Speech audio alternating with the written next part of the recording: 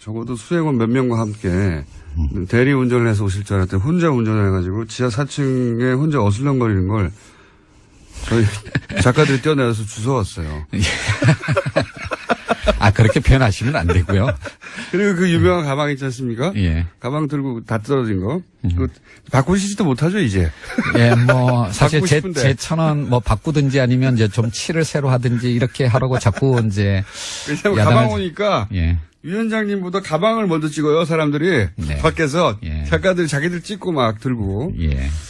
유명한 아이템 됐습니다. 뭐, 근데 하여튼 뭐 저의 상징처럼 됐기 때문에 제가 공정거래위원장을 하는 한은 못 바꿀 것 같습니다. 예. 저희가 뜯어버릴까요? 새로 바꾸시게. 네. 그리고, 말을 조용조용 이렇게 점잖게 서늘하게 하는 분은 또 처음이에요. 예. 원래 그렇게 했는데요. 웃으면서. 예. 웃으면서 너 죽을래? 이러시는 거잖아요. 그렇지 않습니다. 또 한편으로는 예. 요즘 김상조가 너무 말랑말랑해졌다는 얘기도 많이 듣고 있죠. 예. 그건 아마도 말랑말랑해졌다기보다는 맨 처음에 재벌개혁을 시도할 줄 알았더니 예. 그거는 시간을 좀 준다고 하고 예. 프랜차이즈부터 시작하셨잖아요, 사실상. 예. 그래서 이건 역시 재벌은 어려운 건가? 말랑말랑한 건가 생각하시는 것 같은데 그 이유를 좀 설명해 주세요. 왜 프랜차이즈부터 첫 번째 공정위의 프로젝트가 된 건지. 사실은 굉장히 어려운 문제고 네. 개혁의 전략과도 관련된 것인데요.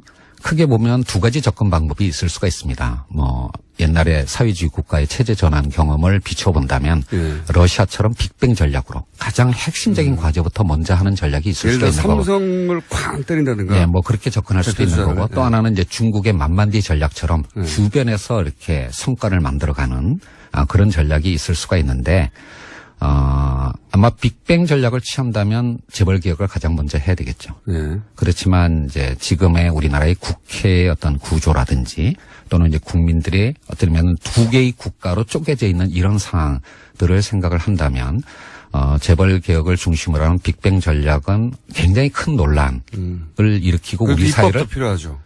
예, 그렇습니다. 입법도. 그리고 사실은 재벌 개혁의 대부분의 어떤 수단은 입법을 통한 것인데, 그렇죠. 뭐 지금 국회를 통과할 법률이 과연 몇 개나 되겠느냐라고 하는 현실적인 판단도 있을 수가 있는 거고요.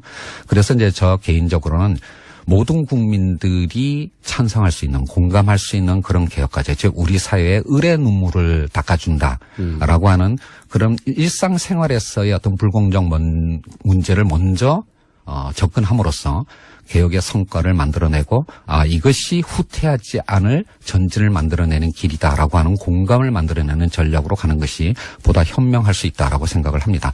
그런 의미에서 본다면 제가 좀 더 신중한 전략을 택한 것이지 개혁의 의지가 후퇴한 것은 아니라고 말씀드릴 수가 있겠습니다. 개혁의 의지를 의심하면서 도전하지 말라고. 네. 예. 뭐 그거는 조금 좀 과한 표현이긴 했었는데요. 네. 좀 더 정확하게 말씀드리면 새 정부 또는 공정거래위원회의 개혁의 의지를 의심하지 말고 그 의지에 도전하지 말라라는 의미였는데 말이 잘못 나가서 공권력에 도전하지 말라라고 표현하게 됐습니다. 도전하면 어떻게 됩니까? 지금 공정거래위원회 등 정부가 갖고 있는 행정부서가 갖고 있는 공권력을 엄정하게 행사할 겁니다. 청동원에서. 네, 그리고 사실은 개혁을 아무 표정도 없이 이렇게 개혁을 완성하기 위해서는 새로운 법과 제도를 만들어야 되지만 현행 법률의 엄정한 집행만으로도 할 수 있는 것들이 굉장히 많습니다.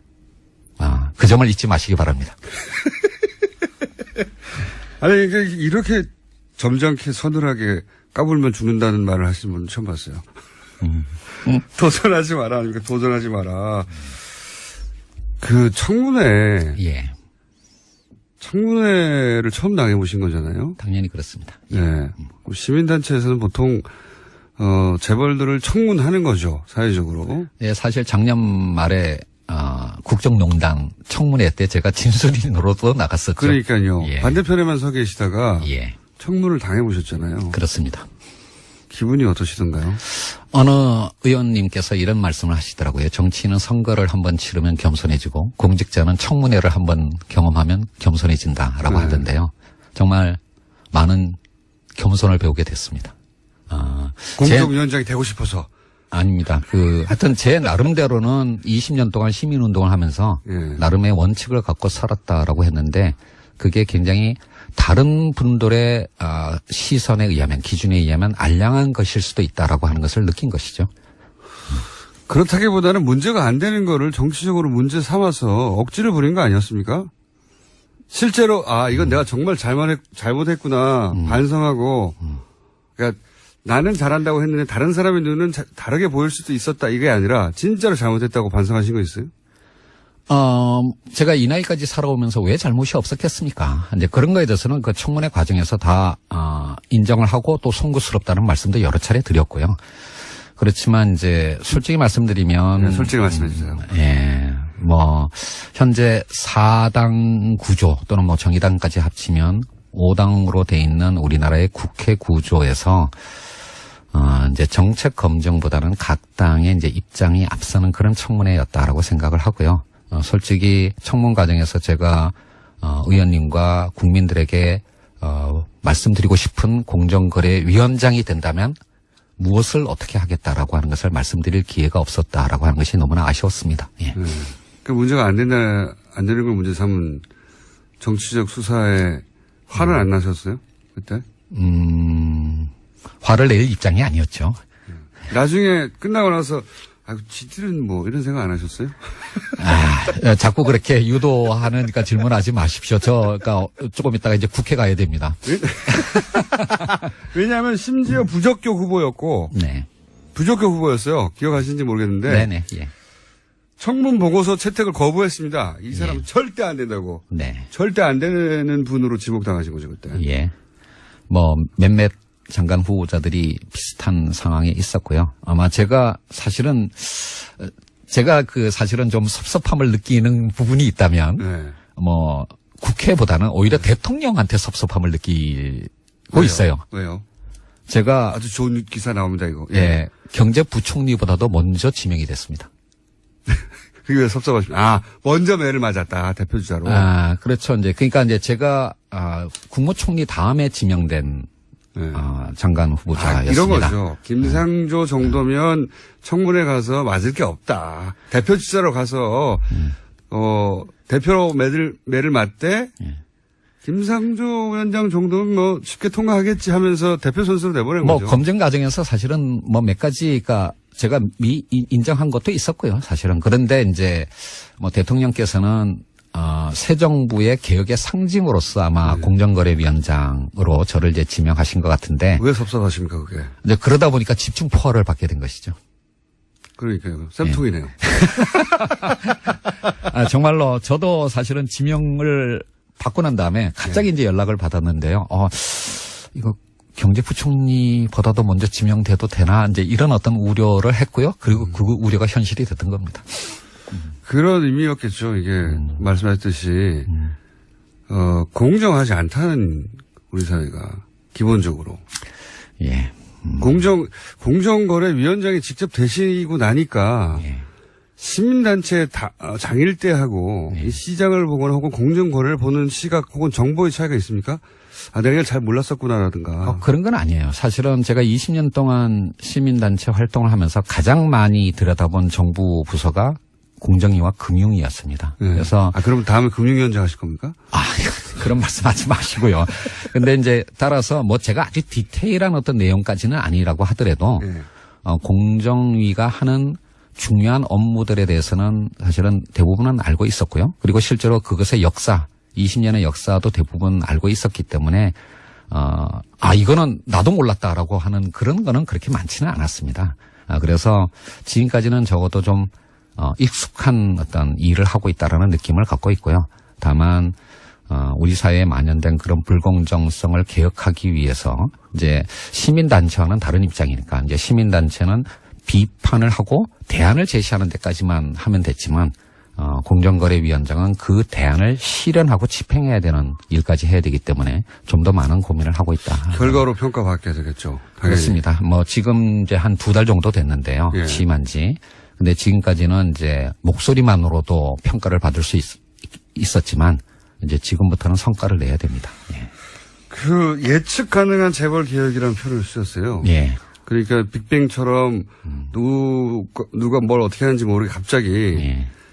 뒤통수 때려대시 빵 하지 않고 예. 예측 가능한 재벌 개혁이라고 말씀하셨는데 이게 어떤 의미입니까? 사람들은 이제 물론 프랜차이즈 문제도 당연히 관심이 있습니다. 왜냐하면 프랜차이즈 사장 정도 되면 을이 아니라 병 정도 되거든요, 사실은. 예, 맞습니다. 예.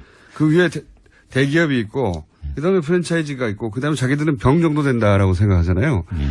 그래서 을병 관계 정도를 지금 정리하시고 있는 거잖아요. 말하자면. 그렇죠. 이제 갑에 해당하는 재벌 개혁에 대해서 제가 일반 국민들이 저에 대해서 갖고 있는 상식과는 다른 어떤 말을 하고 행보를 보이고 있는 이유가 있습니다. 그래서 말랑말랑하다고 지금. 예. 그렇죠. 사실은 한 10년 전부터, 그러니까 2008년 크라이시스가 터질 때부터 사실은 글로도 이제 여러 차례 표현을 했는 거예요. 위기요? 위기. 네. 죄송합니다. 2008년 글로벌 금융위기 이후부터 제가 글로도 많이 썼던 건데요. 흔히 우리나라의 재벌하면 30개 그룹을 얘기를 합니다. 예. 하지만 그 재벌 내에서도 양극화가 진행이 되었고요. 사실 재벌 내에서도 양극화가 있어요? 예, 30대 재벌 자산의 절반을 4대 그룹이 차지합니다. 상위에. 그러니까 30개 그룹이 아니라 사실은 4개 그룹이라고 표현하는 게 맞습니다. 어허. 그리고 그 최상위 4개 그룹을 빼고 나머지 중견 하위 그룹의 경우에는 개혁보다는 구조조정이 우선 과제입니다. 그러니까 과거에 한국 경제가 성장해왔던 그 모델이, 그 방식이 이제 유효성을 가지지 않으면서 상당수의 그룹들이 잠재 내지는 현실적인 부실 상황을 보이고 있고요. 이런 4대 그룹 이후, 4대 그룹에 안 들어가는 우리가 흔히 재벌이라고 부르는 것들은 상황이 그렇게 좋지는 않나 보네요. 예, 굉장히 좋지 않습니다. 그 4대 그룹 이하만 따진다면 3개 중에 하나는 진지한 구조조정. 예, 죄송합니다. 예, 아주, 진지한 구조조정 작업을 해야 할 상황에 처해 있다라고 할 수가 있고요. 예, 그렇기 때문에 30대, 그러니까 이제 흔히 공정거래법이 지금까지. 만약에 재벌들 예를 들어서 4대 그룹 이에 들어가지 않는 30대 재벌들이 그런 얘기 했으면 엄살이라고 했을 거예요, 다른. 근데 이제 위원장님이 얘기하니까 진짜 위기는 맞나 보네요. 예, 그렇습니다. 올해 들어와서 예상보다는 세계 경제와 한국 경제의 어떤 상황이 조금 좋아지고는 있지만 이게 과연 이렇게 계속 경기가 회복될 거라고 장담할 수가 없다라고 하는 것은 다들 알고 계신 거 아니겠습니까? 그렇죠? 경기가 조금 다시 나빠지기 시작한다면 잠재됐던 부실이 다시 수면 위로 올라올 그런 어떤 상태에 있는 그룹들이 상당수 있습니다. 이제 이런 상황이기 때문에 그동안 공정거래위원회 또는 공정거래법이 접근했던 것처럼 5조 이상이면 60개 그룹, 10조 이상이면 30개 그룹을 그냥 전부를 하나의 개혁 대상으로 정해놓고 동일한 수단을 적용하는 그런 방식으로 가게 되면 실패할 가능성이 높다라고 하는 겁니다. 왜냐하면 이렇게 많은 숫자의 그룹을 대상으로 하는 규제를 하다 보면 규제의 기준을 한 중간쯤에 설정할 수밖에 없는데 그렇겠죠. 그러면 정작 제대로 규제를 해야 될 상위 그룹한테는 효과가 없는 거고 하위 그룹한테는 과잉 규제가 되는 이제 그런 어떤 악순환 속에서 규제의 일관성을 유지하지 못하고 계속 또 이제 후퇴하게 되는 악순환을 보였던 게 그게 과거 정부의 재벌 개혁의 실패의 원인이라고 생각을 한 겁니다. 그렇기 때문에 재벌 개혁은 상위 그룹에 좀 집중해서 엄정하게 법 집행을 하도록 하고 대신 좀 더 넓은 범위의 기업 지배 구조는 성법이나 또는 이제 기관 투자자들의 주주권 행사 등의 그런 어떤 방법을 통해서 좀 더 광범위하게 그렇게 접근을 하자라고 하는 게 제 아이디어였습니다. 그렇군요. 재벌이라고 다 묶어서 재벌이라고 하면 안 된다, 이제는. 거기도 양극화가 벌어졌다. 예, 그렇습니다. 단순한 대중소기업 간의 양극화뿐만 아니라 재벌 그룹들도 이제는 같은 재벌이 아니라고 보시면 됩니다. 그래요? 그러면 명칭도 좀 달리해야 되겠습니다. 4대 그룹 하고 나머지 대기업들 이런 식으로. 예, 그렇습니다. 그렇게 보시는 게 정확합니다. 위원장님이 워딩을 만들어 주셔야. 예. 그러니까 예를 하나 들어보면요. 네. 사실 우리의 재벌 규제 정책과 비슷한 어떤 수단을 갖고 있는 유일한 나라가 사실은 일본입니다. 예. 일본이 이제 정책의 대상으로 하는 그룹 재벌을 몇 개를 지정했는지 아십니까? 딱 6개밖에 안 됩니다. 아하. 재벌이 6개밖에 없다. 예. 그러니까 이제 일본의 공정거래법에 해당하는 법률에서 이렇게 강하게 규제를 하는 그룹으로 지정했던 게 6개밖에 안 됐거든요. 그러니까 100대 그룹 100대 재벌 이런 식으로 얘기하면 안 되겠군요, 이제는. 그러니까 이제 일본 경제 또는 일본 기업이 한국보다 얼마나 크다는 거는 다들 아실 테니까 그런 거에 비해서 본다면 사실은 이런 경제력 집중 억제와 같은 그런 강한 규제는 좀 더 좁은 범위를 설정해서 엄정하게 집행하는 것이 성공의 방법이라고 저는 생각을 합니다. 예. 설득되고 있어요. 제가 잘 모르는 분야이기 때문에 그런 건지. 예, 뭐 제가 총수님을 설득할 수 있으면은 뭐 비교적 잘하고 있는 거라고 생각을 합니다. 설득되고 있습니다. 그리고 하림그룹, 예. 닭고기 생산 1위 업체죠. 예. 하림그룹을 사실상 첫 뭐랄까요 대상으로 해서 조사에 들어가셨잖아요. 왜 여기가 중요합니까? 사실은 이것도 많은 분들이 오해하시는 건데요. 네.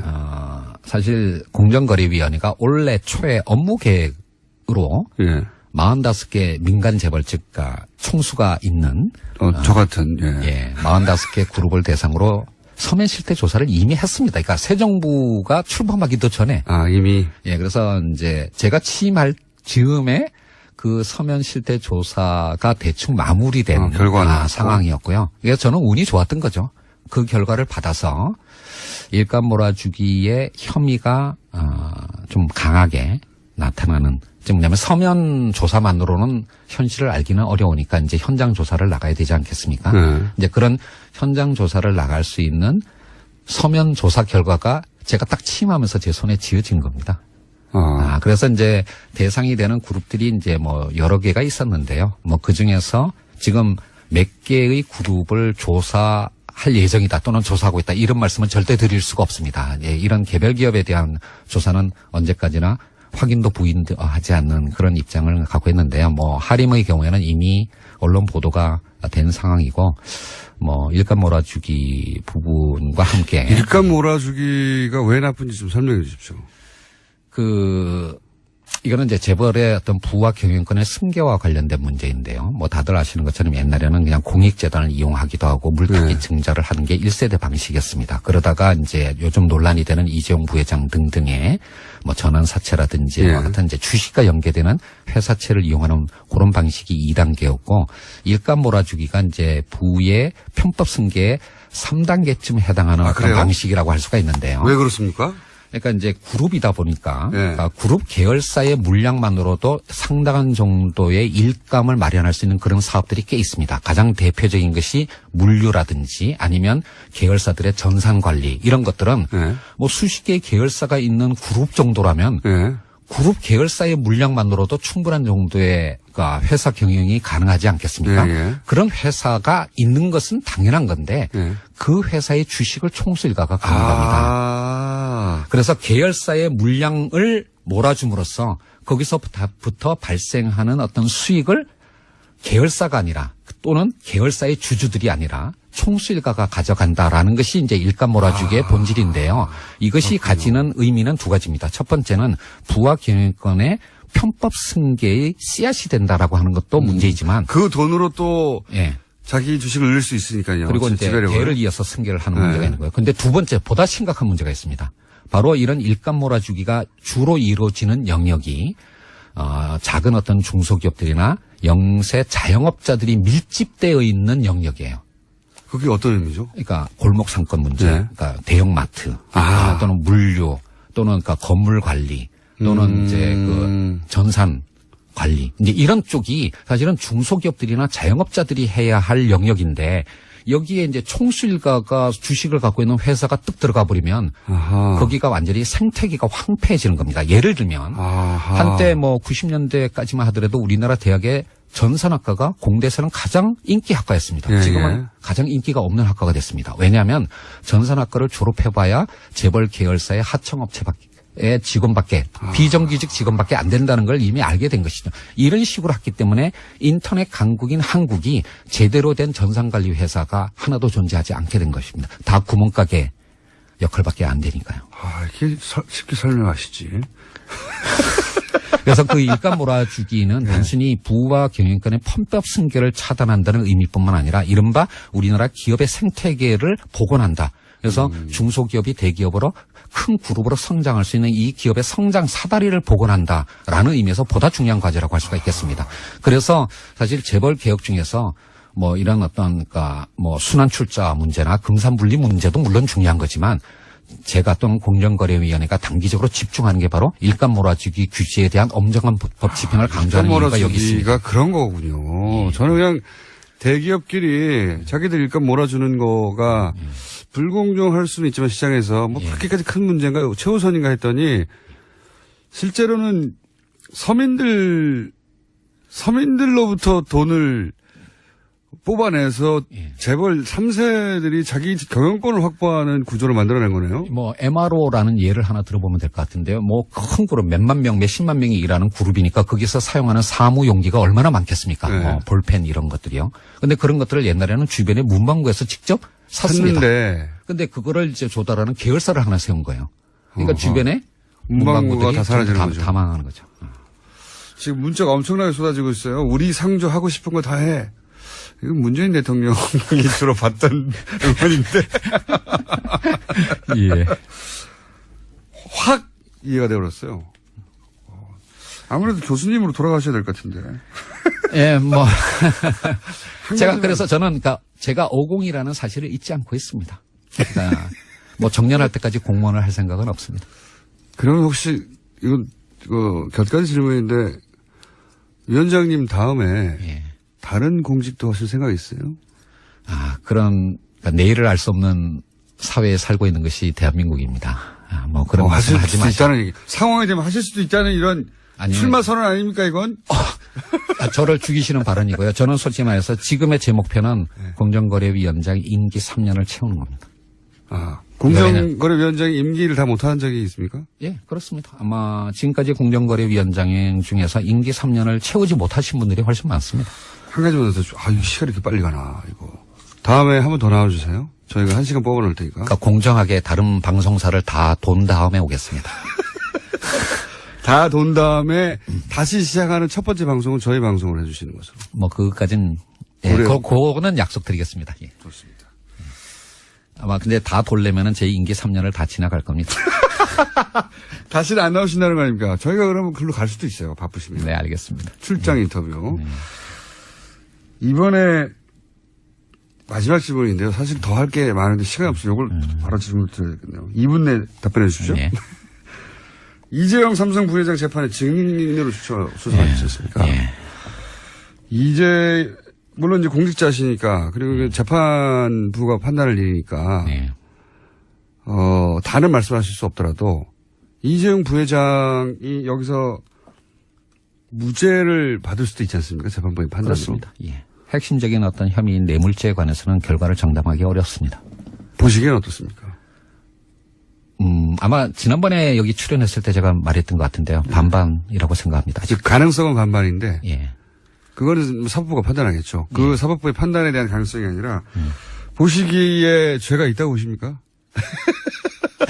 이거는 그냥, 제가 자유로운 어떤 신분이었으면 명확하게 답변을 드렸을 텐데요. 지금 공정거래위원장, 더더군다나 공직자로서 또 증인으로까지 나간 부분이 논란이 되고 있기 때문에 그 부분에 대해서는 제가, 답변을 드리기는 어려운데 다만 마지막 결심에서 변호인 측이 내세운 변론의 내용은, 제가 보기에는, 문제가 굉장히 많았다라고 생각을 합니다. 말이 안 되죠. 예, 승계 작업 자체가 존재하지 않았다라고 하는 것은, 예. 그거는. 그 부분에 대해서 진짜 전문가시잖아요. 예. 승계 작업 자체가 존재하지 않았다. 그러니까 아예 원인 무효를 만들어버리는 거죠. 그런 작업이 없었는데 어떻게 해. 그 부분은 이제 하여튼 뭐 우리나라 국민의 상식과 반하는 어떤 이제 변론이었는데요.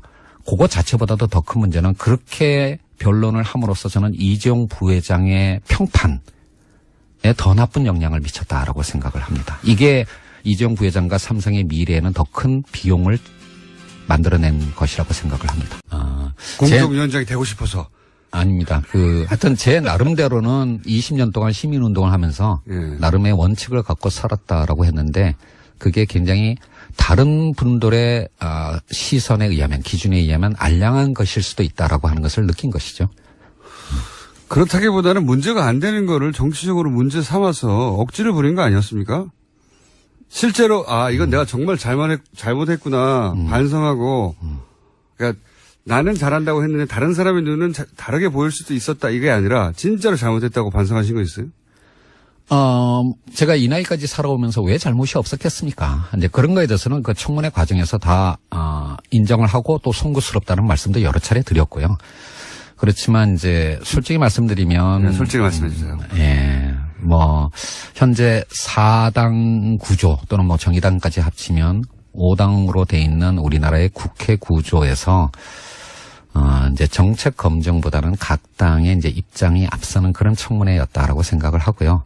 솔직히 청문 과정에서 제가 의원님과 국민들에게 적어도 수행원 몇 명과 함께 대리 운전을 해서 오실 줄 알았더니 혼자 운전을 해가지고 지하 4층에 혼자 어슬렁거리는 걸 저희 작가들이 뛰어내려서 주워왔어요.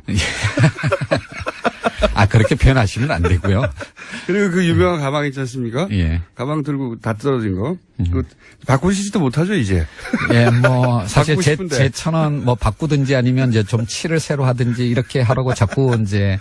왜냐면 가방 오니까. 예. 위원장님보다 가방을 먼저 찍어요, 사람들이. 네. 밖에서. 예. 작가들이 자기들 찍고 막 들고. 예. 유명한 아이템 됐습니다. 뭐, 근데 하여튼 뭐 저의 상징처럼 됐기 때문에 제가 공정거래위원장을 하는 한은 못 바꿀 것 같습니다. 예. 저희가 뜯어버릴까요? 새로 바꾸시게. 네. 그리고, 말을 조용조용 이렇게 점잖게 서늘하게 하는 분은 또 처음이에요. 예. 원래 그렇게 했는데요. 웃으면서. 예. 웃으면서 너 죽을래? 이러시는 거잖아요. 그렇지가 않습니다. 또 한편으로는 예. 요즘 김상조가 너무 말랑말랑해졌다는 얘기도 많이 듣고 있죠. 예. 그건 아마도 말랑말랑해졌다기보다는 맨 처음 행정부서가 갖고 있는 공권력을 엄정하게 행사할 겁니다.